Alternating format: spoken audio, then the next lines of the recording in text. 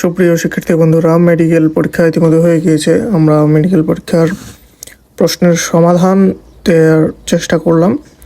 এখানে সকল ধরনের প্রশ্নের সমাধান আছে, তোমরা পর্যায়ক্রমে উত্তরগুলো দেখে নিতে পারো।